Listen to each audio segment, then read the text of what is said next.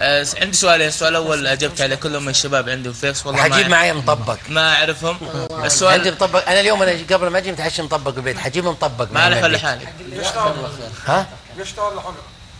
لا حتجيب وتشوف وتحكم عليه. ومعصوب. ها ومعصوب اذا تعرف له المدام هذه.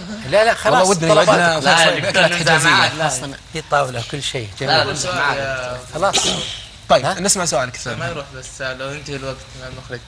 سؤالين. السؤال الاول خطأ جبت عنه كلهم والله من عندي شباب فيسبوك ما اعرفهم. السؤال الثاني يقول اتكلم مع الناس اتعتع. لا وش السؤال الاول الخطأ ايش؟ القطط تكلمت عنها الخوف من قطط. تقول حتى عند الاهل، احد السائلات عندي فيسبوك تقول حتى عند الاهل اخاف يعني ما اقعد عندهم نهائيا. السؤال الثاني يقول واحد قال محمد القاسم تقريبا، يقول اتكلم مع الناس بتعتع، حتى لما اجي القرآن عنده بتعتع مع نفسي، اتكلم عادي وارتل ما ادري شو مش يقول ارتل بانسيابيه يعني ما عندي اي اذا مشكلة. كان لوحده يقدر ومع الناس يتعتع هذه حاله نفسيه، اذا كان على طول يتعتع فهذه اختصائي نطق. لا يقول مع نفسي لا اوكي نفسيه. قد يكون رهاب اجتماعي يتمثل بشكل تعتعه امام الناس وارتباك. جميل. احيانا الرهاب يؤدي الى التعتعه واحيانا التعتعه تؤدي الى الرهاب. جميل. بسيط.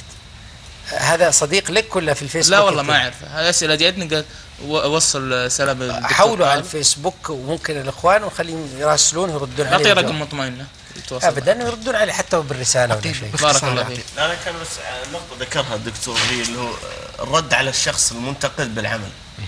اذكر في مقوله يعني ترجمتها ومثال انك لما ترمي حصاه في البحر يكثر التردد والموج، فلا تلتهي يعني مقوله لاحد الدكاتره يعني لا تلتهي بهذا يعني الاثر المتاثر من رمي الحجاره، فرمي حجاره ثانيه. حاول يعني حاول تسرع في رمي حجاره ثانيه لان هذا من انجاز عملك يعني.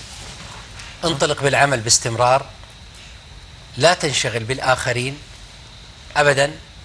الدنيا فيها حساد، فيها جهال، فيها كذا فيها كذا، وفيها محبين جهال. المحب العاقل نادر، محب وعاقل نادر. يجيك واحد محب جاهل قد يضرك أكثر من الحاقد تماما.